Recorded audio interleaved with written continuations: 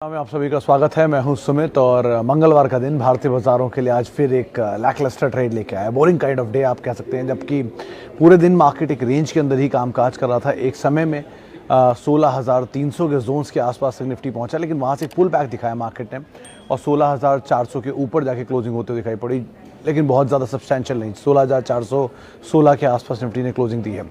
Mid cap small cap 1% तक का dip दिखा चुके थे, लेकिन लोअर लेवल से स्लाइटली पुल बैक के बाद करीब आधा % या मूल्य आधे से ज़्यादा 1% के आसपास की बिकवाली के साथ बंद होते हुए दिखाई पड़े। आज भी बैंक्स में प्रेशर था और कुछ हद तक रिकवरी लोअर लेवल से आईटी में देखने को मिली।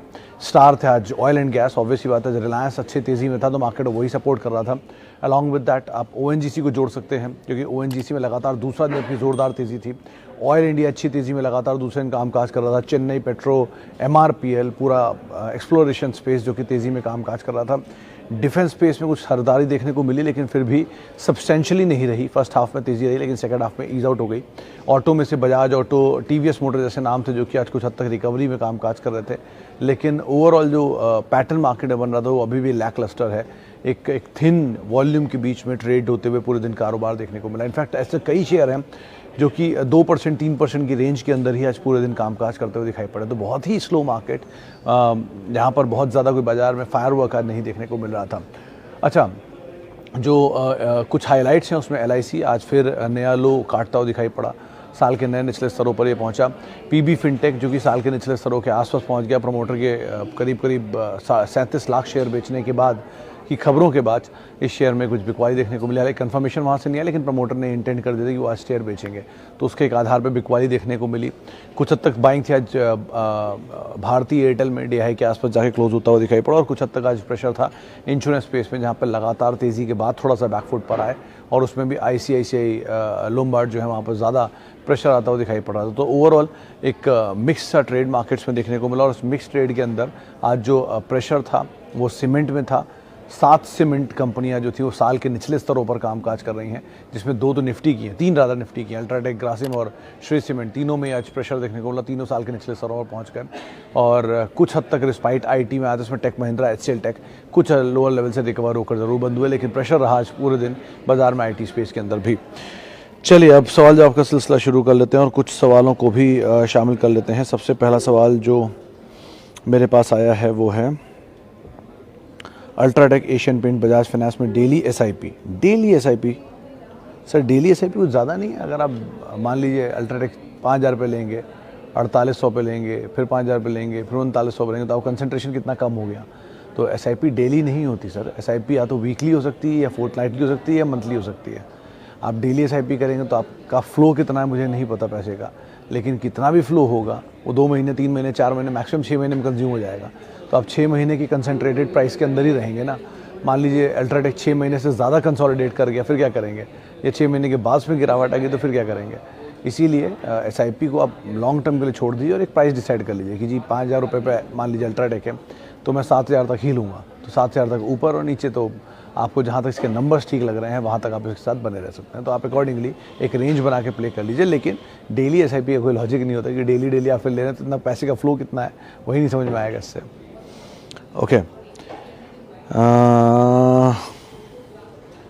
एशियन पेंट्स, बाटा, HCL, Wipro, Muthoot, MCX, Tata steel इतने सारे नाम पूछ रहे हैं जैसे किस में एवरेज किया जाए। पहली चीज़ तो हर्षद साहब, इतनी बड़ी सूची में से जहाँ पर आपको लग रहा है कि एवेन्यू रहेंगे, सिचुएशंस ठीक है, वैसे तो इनमें से कोई कंपनी में ख़राबी नहीं है, लेकिन कोई भी जहाँ पर आपको मेजर लॉस दिख रहा हो उनको आप एटलीस्ट एवरेज कर सकते हैं, पहली चीज़। दूसरी चीज़, सिचुएशन सिनेरियो देखने के बाद एवरेज करिएगा। Consistently loss making companies avoid, consistently stable companies भी अवॉइड करिए, क्योंकि वहाँ पर भी एक प्रॉब्लम यह है कि ग्रोथ नहीं आएगी तो बाजार थम्सअप किसे देगा। और तीसरा, जो वक्त हालात के मारे हैं, जहाँ पे एक सिचुएशन की वजह से बिकवाली है, उनको आप एटलीस्ट एवरेज कर देंगे, ठीक है, वो वन ऑफ वापस नॉर्मल हो जाएगा। तो ऐसे करके आप कॉल लीजिए, ज़्यादा बेटर। लेकिन इतनी बड़ी सूची में एवरेज उन्हीं स्टॉक्स में पहले करिए जहाँ पर आपको लॉस मेजर हो रहा है, जिनमें आपको लगता है कि इनको आप होल्ड कर सकते हैं, कोई दिक्कत नहीं है। ओके, प्रदीप IPO, मेरे ख्याल से पारादीप पूछ रहे हैं। अगर पारादीप का IPO पूछ रहे हैं तो सर दोनों ही केस में, रादर 2021-22 दोनों ही केस में जब तक कोई आईपीओ के जब तक सिचुएशन क्लियर नहीं होती, नंबर्स क्लियर नहीं आते, तो आप कैसे कह सकते हैं कि उस आईपीओ में कितने साल के लिए बने रहें। तो अगर पारादीप के आईपीओ की बात कर रहे हैं तो कंपनी ठीक ठाक, लेकिन वैल्यूएशन महंगा, नंबर्स कितना सपोर्टिव रहते हैं, गोइंग फॉरवर्ड पिक्चर कैसे बनाते हैं उस पर डिपेंड करता है। रोज़ी पिक्चर तो जुबिलेंट की, जोमेटो की भी देखी आपने, बर्गर किंग की भी देखी आपने, सफ़ायर फूड की भी देखी आपने। आज उनकी सिचुएशंस आपके सामने हैं। तो या फिर एक समय में पारस डिफेंस, वो कंपनी 300 रुपये लिस्ट होकर 1200 पहुँच गया था, मुश्किल 1 महीने में वापस 400 रुपये आ गया। तो लाइक वाइज समय दीजिए, सिचुएशन अपने आप सब कुछ क्लियर कर देंगी। ओवर पीरियड टाइम जब नंबर्स आते जाएंगे, चीज़ें क्लियर होती जाएंगी, डस्ट सेटल होती जाएगी, तब पता चलेगा कितना दूध था कितना पानी था। तो अभी वो होने दीजिए, ज़्यादा बेटर है। ओके, TCS संतोष साहब, अगर आप होल्ड कर सकते हैं तो होल्ड करिए, एवरेज कर सकते हैं तो ऐड कर सकते हैं, क्योंकि ऑब्वियसली देश की सबसे बड़ी कंपनी की बात आप कर रहे हैं। 4500 का बायबैक है, 38-90 का भी खरीदारी है, 3300-3400 की रेंज में घूम रहा है। तो आपको एक बढ़िया स्कोप भी मिल रहा है यहाँ पर फर्दर एवरेज करने का। दूसरा, डिविडेंड पेइंग कंपनी है, टाटा ग्रुप की कंपनी है, तो वो सब भी कोई इशू नहीं। और IT में रीबाउंड आएगा तो ये आगे आगे चलेंगे। देखिए, बहुत अच्छी चीज़ ये है जो इस पूरे सिनेरियो में, ख़राब सिनेरियो में अच्छी दिख रही है, वो ये कि डॉलर रुपये की इक्वेशन में रुपया वीक हो रहा है, डॉलर स्ट्रेंथ ले रहा है। डॉलर की स्ट्रेंथ इन कंपनियों के रियलाइजेशन को बेटर करते हैं। जो डॉलर रेवेन्यू होता है वो इम्प्रूव हो जाता है, कि डॉलर वीज़ा वी बाकी करेंसियों के मजबूत हो रहा है। तो डॉलर रेवेन्यू इम्प्रूव होंगे, नंबर्स इम्प्रूव होंगे, रियलाइजेशन के बेटर होंगे। ये माल एक्सपोर्ट करते हैं US में, तो जैसे जैसे एक्सपोर्ट से कर जो आय है इनका वो बढ़ेगा, तो वो डॉलर में रेवेन्यूज इनके अच्छे जनरेट करेगा। इसलिए IT कंपनियाँ, ये सारे एक्सपोर्टर मजबूत डॉलर चाहते हैं, जो हो रहा है, तो इनके लिए ये अच्छी चीज़ है। और अगर कहीं रुपया डॉलर की इक्वेशन में 80 पार हो गया तो इनके लिए वो जैकपॉट जैसा सिनेरियो बन जाएगा। तो वो कभी ना कभी घूमा तो वो सिचुएशन इनके लिए बड़ी फेवरेबल रहेगी। और अभी IT ऑलरेडी 40% करेक्शन दिखा चुका है इंडिविजुअल स्टॉक स्पेसिफिक बेसिस पर। सेक्टर 20% नीचे आ चुका है। डिविडेंड पेइंग कंपनी है, कैश रिच कंपनी है, अच्छी ग्रुप की कंपनियाँ हैं, तो आप उस हिसाब से सेक्टर को देख सकते हैं। बाकी over a period of time आपको रियलाइज़ हो ही जाएगा खुद ना खुद। ओके, इतनी तेज़ सवाल आते हैं कभी कभी तो। HDFC bank and ICICI bank range bound, shall I accumulate in this range for wait for break down? Dev साहब, अगर आप फंडामेंटल निवेशक हैं और आप फंडामेंटल के आधार पर पैसा डाल रहे हैं बाजार में, तो ब्रेक डाउन और ब्रेकअप आपके लिए बहुत रेलेवेंट होता नहीं है, फिर आप SIV में जाते रहेंगे।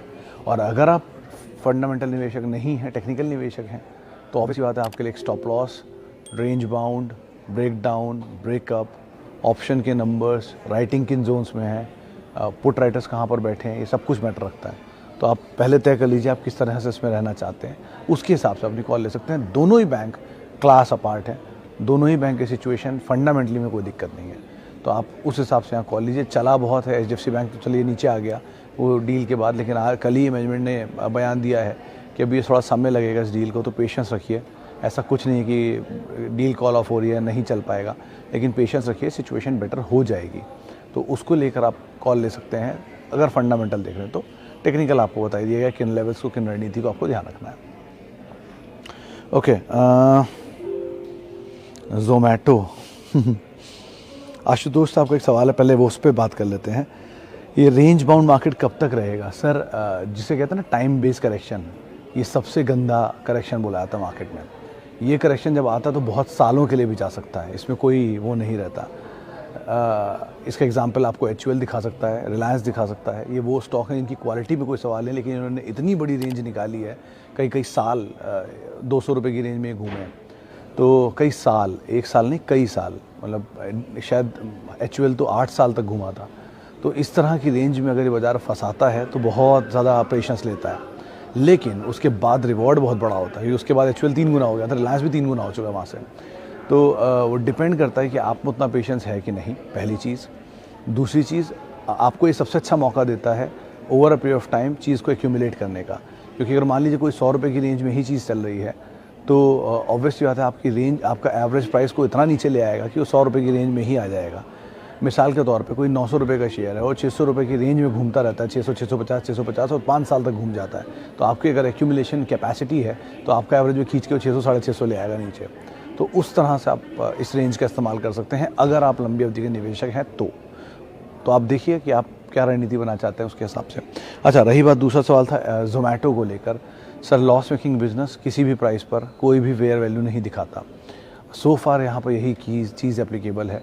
नियर टर्म में टेक्निकल सपोर्ट 45-50 रुपये की जोन्स में है, अगर वहाँ मिल जाए तो आप एक टेक्निकल पुल बैक देख सकते हैं। लेकिन अभी भी जब तक प्रॉफिट नहीं आएगा बुक्स में, कोई भी भाव फेयर भाव नहीं कहा जा सकता।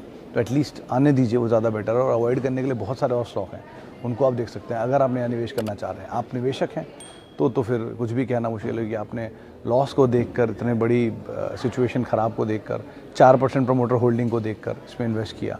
तो अभी उसके बारे में कुछ भी टिप्पणी नहीं कर रहा हूँ। हालांकि ब्रोकरेज हाउस से टारगेट 120 रुपये है। अच्छा जी, एशियन पेंट्स नीचे क्यों हैं? I have buy 2 shares long term. तो समीर साहब और ऐड कर सकते हैं, अगर आपके पास कैपेसिटी है तो 2 शेयरों में आपके पास खोने के लिए सिर्फ 7,000 रुपये ही हैं। और इतनी तो मतलब अंदाज़ा लगा ही सकते हैं कि 3.5 लाख करोड़ का ग्रुप है। आपके पैसे से तो कहीं ज़्यादा उनका पैसा लगा हुआ है इसमें। और 2 डिकेड नहीं, रादर ये वर्ल्ड वॉर 2 से कंपनी कामकाज कर रही है। पेंट का 42% मार्केट शेयर ओन करती है, होम फर्निशिंग में उतर चुकी है, धीरे धीरे फर्दर एक्सपैंड कर रही है। नीचे आया क्योंकि क्रूड तेज था, नीचे आया क्योंकि ग्रासिंग कैपेसिटी ऐड कर रहा है पेंट की, जिसकी वजह से नीचे आया। ठीक है, वो इतना बड़ा कोई कंसर्न नहीं है। 4 क्वार्टर 6 क्वार्टर मैक्सिमम जिस तरह की सबड्यूड ग्रोथ रहेगी, उसके बाद नॉर्मलाइज हो जाएगा। तो आप उस हिसाब से यहाँ पर कॉल ले सकते हैं। ओके, एलिकॉन इंजीनियरिंग में श्रवण साहब वैसे कंपनी अच्छी है, लेकिन प्रॉब्लम क्या है कि बहुत बड़ा मूव इसमें रिसेंटली दिखाया है। वो एनुअल रिपोर्ट का नंबर इन्होंने परसों दिया था, जिसकी वजह से इसमें बढ़िया तेज़ी थी। बार बार बज़ उड़ जाता है कि LNT से खरीद सकता है। ये बज़ है, खबर नहीं है, बज़ है बाजार में, लेकिन ऐसा अभी तक कोई कंफर्मेशन कहीं से आया नहीं है, जिसकी वजह से शेयर चलता है। तो ऐसे शेयरों में वैसे ठीक है अगर बने हुए हैं, और वैसे भी ठीक है कि अगर आपकी पोजीशन में कुछ प्रॉफिट आ रहा है तो, लेकिन ऊपर के लेवल पे स्लाइटली प्रॉफिट बुक करते रहें, वो भी एक बढ़िया बेहतर रणनीति रहेगी। क्योंकि एक्यूमुलेट करके रखना over a period of time तभी रखिएगा जब तक नंबर सपोर्टिव ना हो। 2 लास्ट क्वार्टर का नंबर ठीक है, सो फार कंपनी ठीक है। ओके, जस्ट डायल केस में देव साहब नंबर्स तो सपोर्टिव नहीं है, एटलीस्ट इस भाव इस प्राइस को, लेकिन फैक्ट बेस्ड स्टॉक है ये। फैक्ट मतलब होता है कि जैसे मोमेंटम आया और उसमें चला, तो अगर ऐसे आपको मोमेंटम मिल जाए तो आप निकल जाए, वो ज़्यादा बेटर है। यूजुअली किसी भी तरह के बड़े एक्विजिशन के बाद जिस ग्रुप की तरफ से किया गया है उस तरह के स्टॉक चलते नहीं हैं, तो आपको तेज़ी मिले तो आप निकल जाए, वो ज़्यादा बेहतर रणनीति रहेगी। बाकी नंबर्स को आप कीनली वॉच करिएगा। MRPL के 51 रुपये पर खरीदा दिया राजीव साहब, 4 गुना नहीं 3 गुना शायद हो चुका है पैसा आपका। तो बेटर है कि कुछ पैसा तो लेकर निकल ही जाइए, सबसे बढ़िया अक्लमंदी यही रहती है। देखिए, कोई भी तेज़ी इस समय बेची जा रही है, 1 2 आपको टेलविंड मिल रहा है, टेबल पे पैसा रखा दिख रहा है, थोड़ा तो उठा ही लीजिए आप। अगर क्योंकि फिर नीचे आ जाएगा, आप दोबारा एक्यूमुलेट करने के बजाय ये बोलें कि मैंने लिया था नीचे आ गया, तो बेटर ये कि कोई भी तेज़ी मिल रही है। और क्योंकि वैल्यूएशन वाइज पार्ट सही था, क्रूड की ट्रिगर मिल गया इनको टेलविंड के तौर पे, और पूरी क्रूड बेस्ड कंपनीज के अंदर मूव है, तो ये मूव का इस्तेमाल करिए। स्लाइटली प्रॉफिट तो एटलीस्ट बुक कर लीजिए, एटलीस्ट कैपिटल निकाल लीजिए, कैपिटल से थोड़ा ज़्यादा निकाल लीजिए, और बाकी पैसे बने रहिए। जैसे जैसे मूव आता जाए वैसे वैसे हर तेज़ी में निकलते हैं। 20% सर्किट लगा है, तो आप अंदाज़ा लगा ही सकते हैं कि जब चला था तब 5-5% सर्किट में चला है, अब टूटेगा तो 20-20% सर्किट में टूटेगा।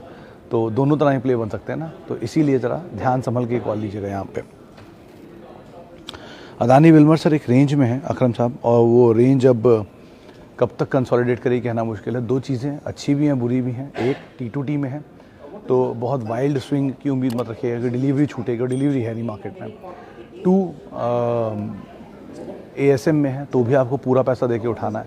तो ये दोनों चीज़ें इस कंपनी के लिए बुरी भी हैं, ट्रेडिंग एक्टिविटी को रोकती हैं, स्पेक्यूलेटिंग एक्टिविटी को रोकती हैं, और दूसरा वॉल्यूम बहुत ड्राई हो चुके हैं, तो शायद जो मूव होगा वो एक तरफा किसी भी तरफ हो सकता है।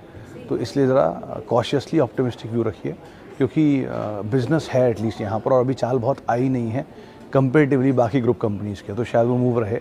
लेकिन एक तरफा चला है तो थोड़ा इसलिए रेस्ट ले रहा है, इस लिहाज से आप ऐसा सोच सकते हैं। 2 मार्केट में ये बोला जा रहा है कि इसकी भी सिचुएशन थोड़ी और बेटर हो सकती है, तो अकॉर्डिंगली आप कॉल रखिए, लेकिन कॉशियसली ऑप्टिमिस्टिक व्यू आप ज़रूर रखिएगा। Okay, Vinati and fine sir, विनाती को तो अभी आप अवॉइड कर सकते हैं कि बहुत चला हुआ स्टॉक है, आप इसकी चार्ट हिस्ट्री उठा के देख सकते हैं। फाइन एक बार को ठीक है, लेकिन फिर भी क्योंकि बहुत पुरानी हिस्ट्री इसकी फाइनेंशियली नहीं है, तो कुछ भी अभी कहना मुश्किल है। तो बेटर है कि अगर आप और केमिकल में जा रहे हैं तो अतुल जैसी कंपनी पे जाइए, सुदर्शन जैसी कंपनी पे जा सकते हैं, इनकी पुरानी हिस्ट्री है। इवन दीपक नाइट्राइट ठीक कंपनी है, थोड़ा नीचे के दाम पर आ गया है। इस तरह की कंपनी पे जाइए, इनकी अर्निंग सपोर्टिव है। केमिकल अभी नंबर अच्छे देखिए कि साइकिल तेज़ थी, दूसरा इनपुट कॉस्ट कम थी, बढ़ी हुई थी, उसका एक इम्पैक्ट था इन्वेंट्री गेन की वजह से। अगले क्वार्टर में इनके नंबर्स में शायद थोड़ा प्रेशर आया क्योंकि इन्वेंट्री गेन अब खत्म हो जाएगा। तो Q1 की जो रियलिस्टिक पिक्चर होगी उसमें जो रिएक्शन देखने को मिले, अगर उस रिएक्शन के बाद कोई शेयर नीचे मिल जाए तो ज़्यादा बेहतर पिक्चर बनेगी आपके लिए।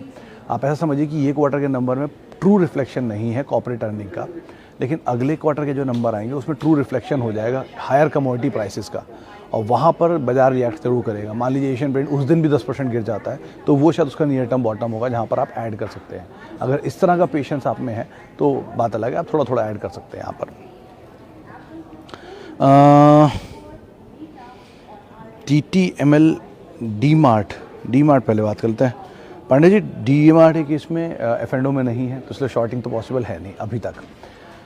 वैल्यूएशन वाइज अभी महंगा है, नंबर सपोर्टिव हैं, रियल एस्टेट एसेट है, प्रमोटर स्ट्रॉन्ग है, हायर लेवल से ईज आउट करके रेंज के अंदर कंसोलिडेट करवा रहे हैं। तो अगर आपके पास है और आप टाइम दे सकते हैं तो आप बने रहिए, क्योंकि रियल एस्टेट रिटेल में प्रॉफिटेबल कंपनी रिटेली कोई है नहीं, और यही है। और उसमें भी रियल एस्टेट ओन्ड कंपनी, यानी इसके बाद मेजरली सारे स्टोर अपने ओन्ड हैं, तो इसलिए वो भी कोई थ्रेट नहीं है अभी इनके लिए। राइट साइज कर रहे हैं, जो स्टोर अपने इनके नहीं चल रहे उनको ऑनलाइन में ट्रांसफ़र कर रहे हैं, तो इस तरह से कंपनी अच्छी स्ट्रेटजीज बना रही है। ईज आउट हो रहा है तो एक अच्छी चाल है। ब्रोकरेज हाउसेज की व्यू 7,000 7,500 के टारगेट्स हैं, तो आप आराम से बने रह सकते हैं सो फार।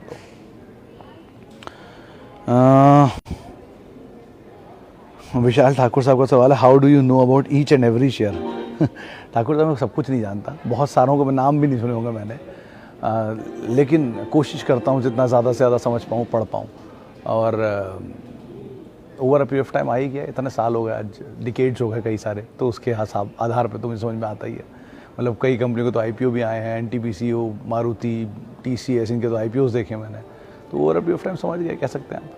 चलिए खैर, अब इतने ही सवालों को मैं शामिल कर पाऊँगा, माफ़ी बहुत सारे लोगों से जिनसे हम बातचीत नहीं कर पाए, और बहुत बहुत शुक्रिया उन सभी लोगों का जिन्होंने सवाल पूछे। अब आपसे कल मुलाकात होगी बुधवार के दिन, लेकिन मार्केट्स में एक रेंज बाउंड ट्रेड है, एक्यूमुलेशन के अच्छे मौके हैं कई सारे स्टॉक्स में, उनके ऊपर आप नज़र बना के रख सकते हैं। ऐप में से जुड़ सकते हैं, @Sumit Research मेरा ट्विटर हैंडल है। नमस्कार।